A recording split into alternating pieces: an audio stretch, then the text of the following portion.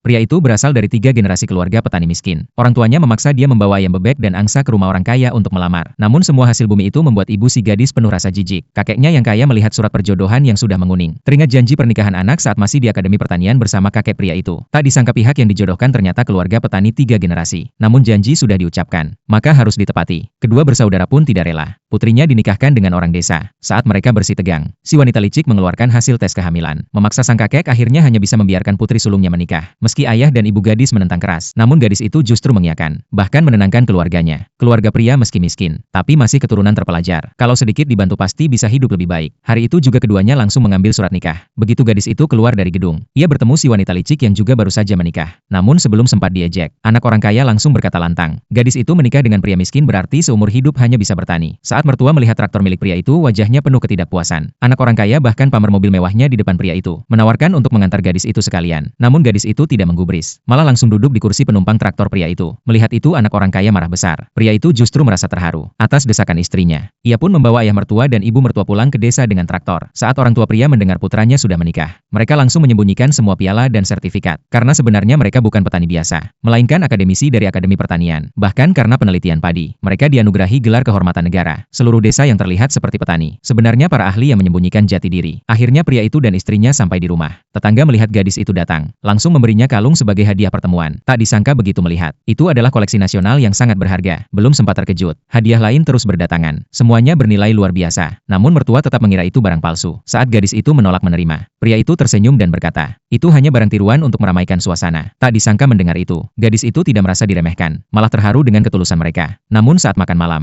ia baru benar-benar terkejut, karena makanan sederhana di meja. Rasanya setara dengan restoran berbintang, bahkan satu hidangan kecil. Sama persis dengan ginseng berjuta dolar per kilo. Tapi mertua tidak percaya, mengira dirinya hanya salah lihat. Saat itu ayah pria mengeluarkan amplop uang ganti panggilan, namun langsung dianggap tipis oleh ibu mertua. Saat dibuka, sebuah kartu hitam eksklusif jatuh ke lantai. Ketika ayah pria mengangkat 5 jari, pria itu berkata pada istrinya, meski hanya 50.000 dolar, itu sudah seluruh harta keluarga. Kemudian ia juga menyerahkan 10.000 dolar tabungan hasil kerja sambil kuliah, sebagai mas kawin untuk istrinya. Padahal sebenarnya kartu itu berisi 5 miliar dolar. Keesokan paginya, karena tidak tahan dengan lingkungan desa, mertua memaksa pria itu membeli rumah di kota. Namun ibunya berkata, rumah yang dibangun sendiri lebih bagus daripada membeli. Lalu membawa mereka ke villa baru yang dibangun. Melihat kondisi itu, ibu mertua diam-diam mengangguk. Namun ayah mertua tetap tidak puas, mengejek bahwa 10 rumah desa pun tidak sebanding dengan mobilnya. Orang tua pria langsung mengiyakan, lalu berkata bahwa di kandang babi ada mobil lama lebih dari 10 tahun. Bisa diberikan pada gadis itu untuk dipakai. Tak lama semua orang dibawa ke kandang babi, tanpa sebuah mobil tua tertutup kain iklan. Mertua mengira itu mobil rongsokan yang siap dibuang. Namun saat kain penutup diangkat, tiba-tiba terpancar cahaya menyilaukan.